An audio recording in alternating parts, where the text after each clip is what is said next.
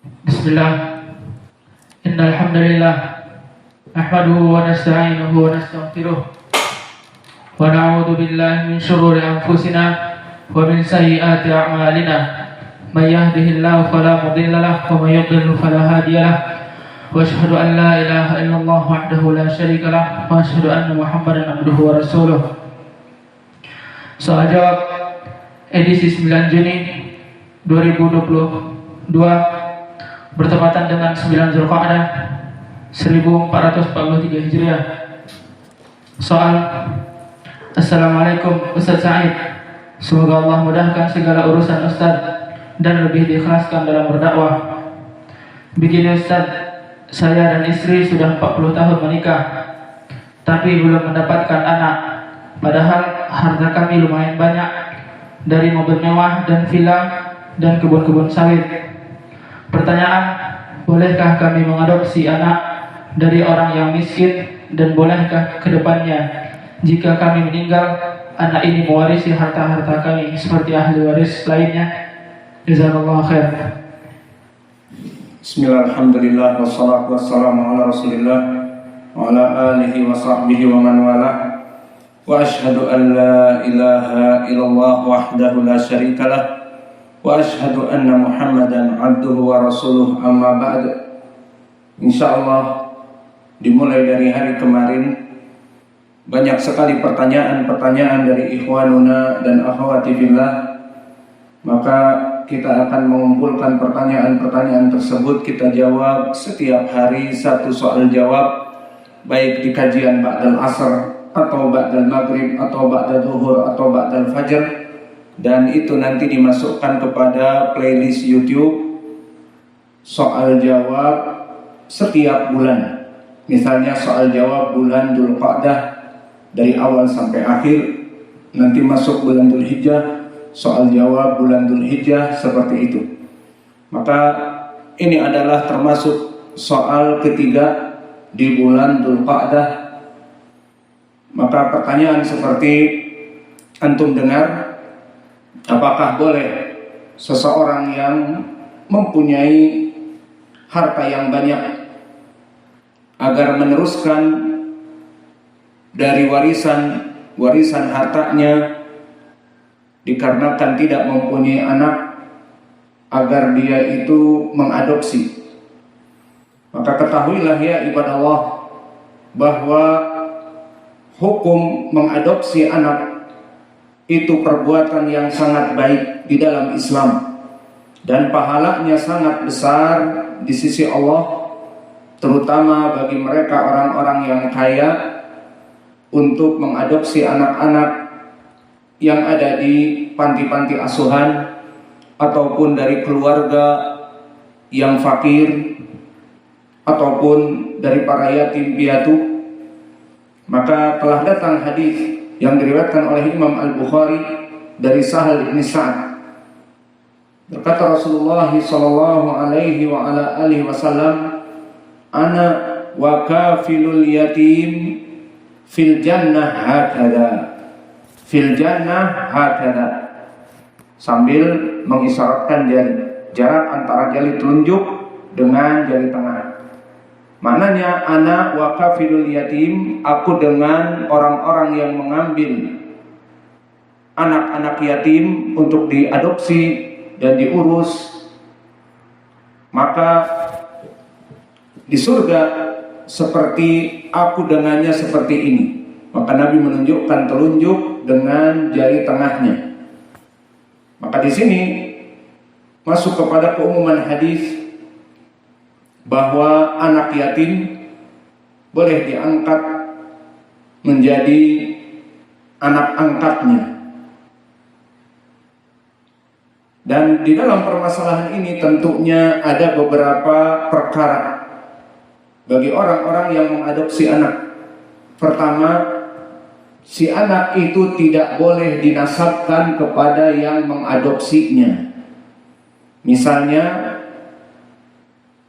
si anak itu namanya Abdullah dan nisbahnya Al-Fulani. Maka orang yang mengangkat ini namanya adalah Ahmad. Yang diangkat namanya ini adalah Ahmad dan kabilahnya misalnya Al-Jufri. Maka si anak yang diangkat ini oleh Abdullah Al-Fulani tidak boleh suatu hari dia dipanggil dengan nama baik di panggilan sehari-hari ataupun di KTP ataupun di kartu keluarganya ataupun di akte kelahiran dan sebagainya bernama Ahmad ibn Abdullah Al-Fulani. Tidak boleh, karena dia namanya Ahmad ibnu bapaknya misalnya Abdurrahman Al-Jufri. Maka Ahmad ibnu Abdurrahman Al-Jufri tidak boleh diganti menjadi Ahmad ibnu Abdullah Al-Fulani. Maka ini tidak boleh seperti itu. Maka seperti kebanyakan anak angkat, dia itu akan dipanggil dengan nama yang diberikan oleh bapaknya terdahulu jika namanya itu sesuai dengan syariah. Jika ingin menggantinya maka boleh menggantinya, namun menisbahkan kepada nisbah dirinya, karena dirinya namanya Abdullah, maka dia mengangkat namanya Ahmad, dijadikan Ahmad ibnu Abdullah Al-Fulani karena kabilah dia Al-Fulani. Maka ini yang tidak boleh. Maka Nabi di saat dulu mengangkat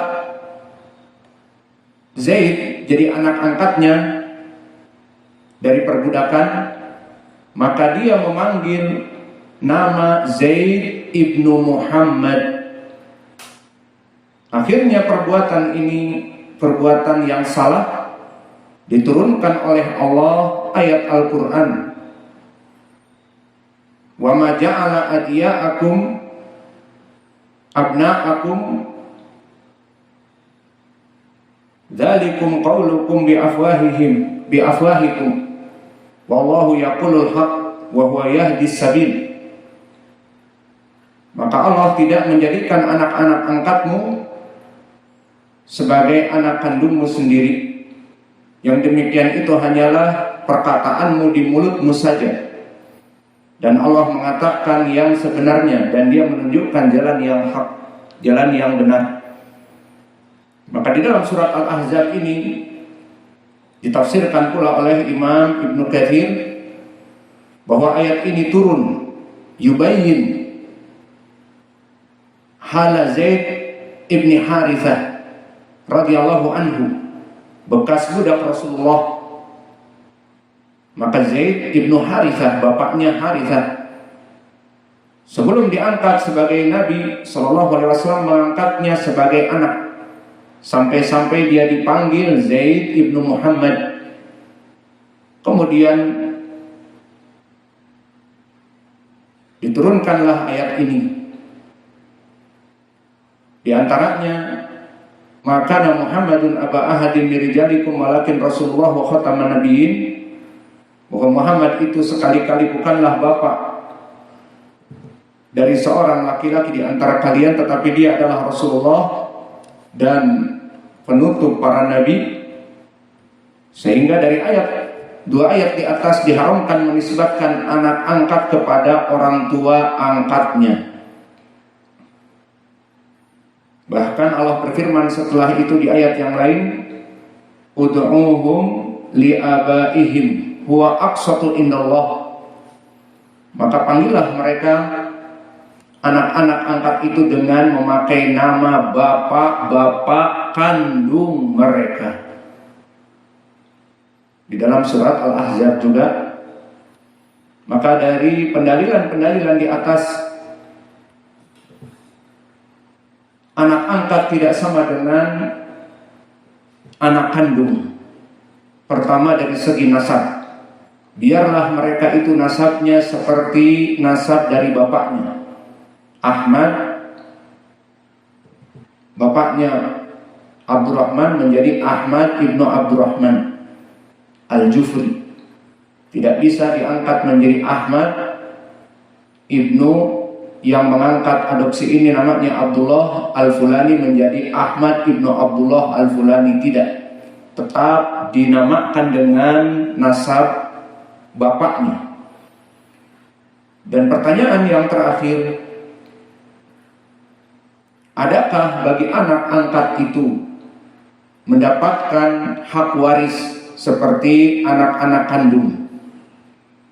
Maka tidak ada jatah syar'i dari kedua orang tua angkat untuk anak angkat anak pungut kecuali melalui wasiat. Maka di saat orang tua ini akan meninggal, orang tua angkatnya menulis di dalam surat wasiat, maka dia akan mendapatkan bagian. Dan jika dia menuliskan di wasiat setengah dari harta kepunyaan anak angkatku Ahmad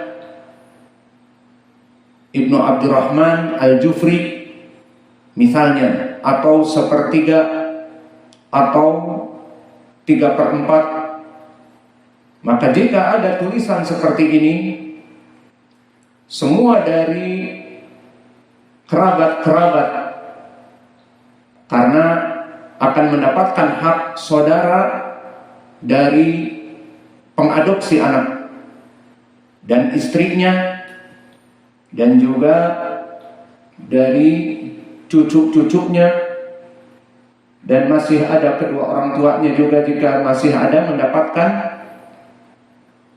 maka saudara-saudaranya dan istrinya dan bapak ibunya dan cucu-cucu dari anaknya, gimana bisa dapat cucu? Anak aja tidak. Alhasil dari atas bapak dan ibunya masih ada, bisa mendapatkan, dan dari samping saudara dan saudari bisa mendapatkan, dan istrinya dia nikah 4, 3 istrinya berhak untuk mendapatkan warisan, dan itu semuanya ada pembagian syar'inya. Lalu bagaimana si anak ini jika ditulis oleh orang tua angkatnya sebelum meninggal, ditulis bahwa dia mendapatkan setengah, 1/4, 1/3 dari harta semuanya, maka saudara-saudaranya dari paman dia, paman angkat, ataupun istri-istri dari suami ini, si bapak yang meninggal ini harus rela atas pembagian yang dituliskan di wasiat. Nah, oleh sebab itu Allah berfirman, kutiba alaikum idza hadara ahadakumul mautu in taraka khairan alwasiyatu lil walidain wal aqrabain bil ma'ruf haqqan 'alal muttaqin. Maka diwajibkan atas kamu apabila seseorang di antara kalian mulai mendekati maut, bahwa ada tanda-tanda kematian dekat, agar dia itu meninggalkan harta, jika dia meninggalkan harta yang banyak, agar berwasiat untuk keluarga mereka, untuk ibu, bapak, kerabat karib, secara ma'ruf. Bil ma'ruf maknanya pembagiannya secara benar. Maka kewajiban atas orang-orang yang bertakwa untuk mengikuti pembagian tersebut. Kemudian faidah tambahan, kalau dia mendapatkan dari wasiat anak angkat ini, maka apakah boleh seluruh harta diberikan kepada anak angkat ini, atau bagaimana? Disebutkan oleh para ulama, jatah pembagiannya tidak lebih dari sepertiga. Tidak lebih dari sepertiga. Seperti hadis yang diriwayatkan oleh Imam Muslim dari Sa'ad ibni Abi Waqqas. Di saat Sa'ad dalam keadaan sakit keras, maka dia mengatakan kepada Nabi Muhammad sallallahu alaihi wasallam, "Afa atasaddaqu bi thulutsai mali?" Qala la. Qala afa atasaddaqu bi syatrihi? Qala la. As-sulus wa sulusu katsir.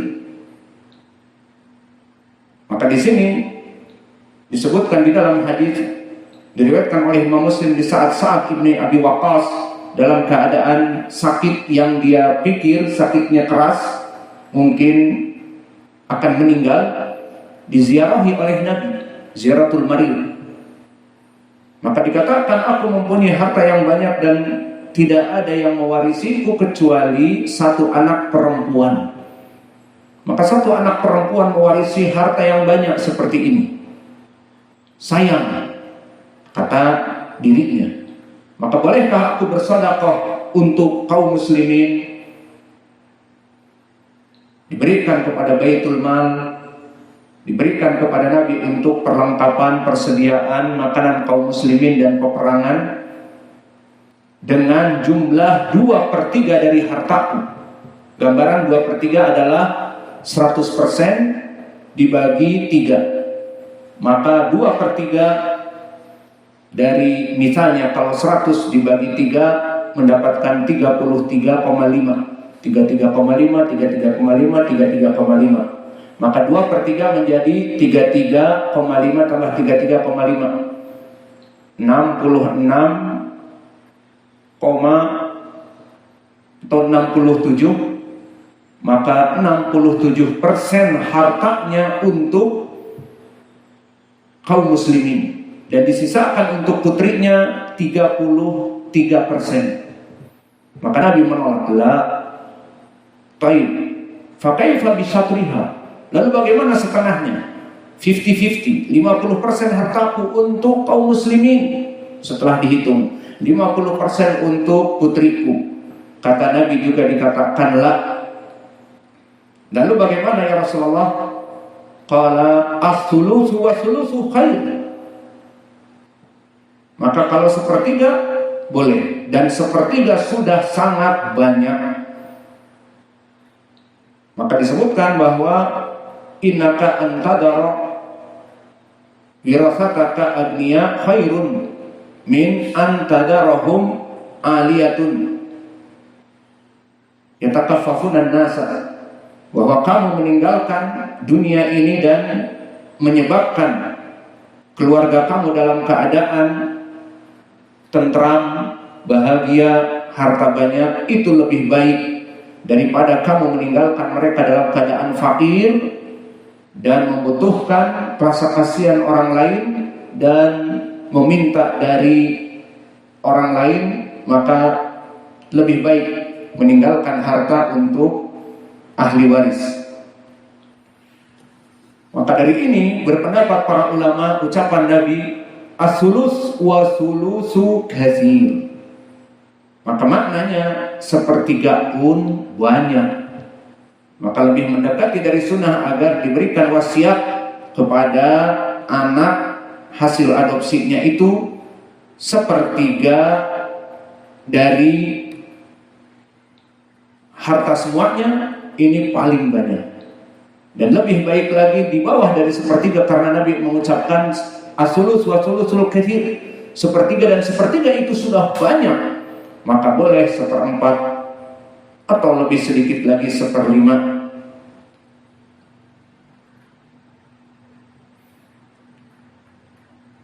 Maka oleh sebab itu telah datang di hadis Ibnu Abbas yang muttafaqun alaih,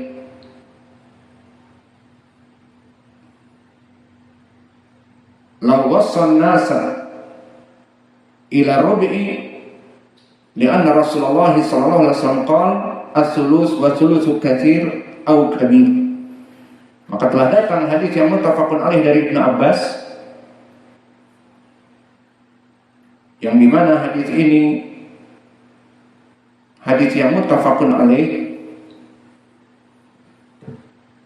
Berkata Rasulullah SAW, jika untuk pembagian wasiat itu ila rubu'i, diturunkan menjadi seperempat, maka ini lebih baik.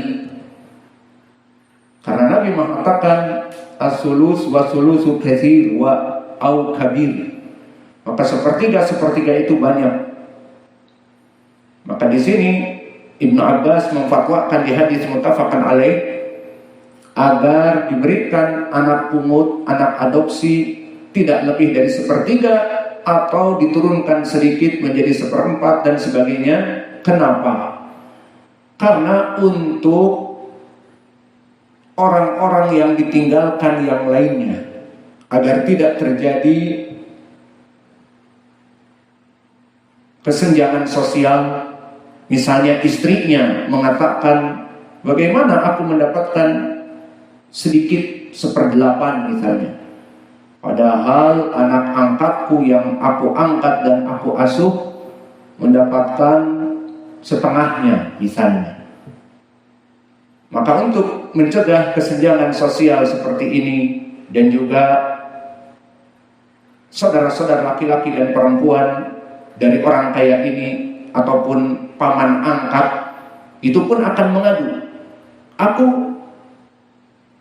kakaknya atau adiknya yang dulu membantu usahanya menjadi miliuner, kemudian datang anak kecil yang dia angkat sudah hampir meninggal, dia angkat usianya 40 dan dia meninggal sekarang 60, baru 20 tahun, kemudian mengambil setengah lebih dari harta atau bahkan semuanya kalau orang awam. Maka mana hasil jerih payah dari kakak yang dulu membantu mengarahkan dia, membimbing dia, menyekolahkan dia, bla bla bla. Maka untuk tidak masuk kepada kesenjangan sosial, bagusnya anak angkat diberikan sepertiga, dan itu pun banyak, lebih baik dari kurang sepertiga, itu lebih baik. Karena untuk mengikuti sunnah Nabi dan juga tidak terjadi kesenjangan sosial dari para kerabat yang mendapatkan hak waris. Maka mungkin ini yang bisa kita berikan dari jawaban pertanyaan nomor 3 di bulan Dzulqa'dah ini. Wa naktafi ila huna wa jazakumullahu khairan wa barakallahu fi ilmikum subhanakallahumma wa bihamdika asyhadu